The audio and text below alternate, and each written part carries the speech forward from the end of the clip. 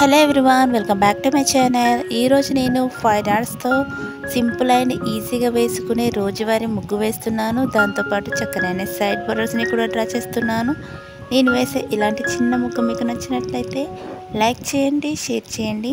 మీలో ఎవరైనా first time నా వీడియో చూస్తున్నట్లయితే సబ్స్క్రైబ్ చేయడం అస్సలు మర్చిపోకండి ఫ్రెండ్స్.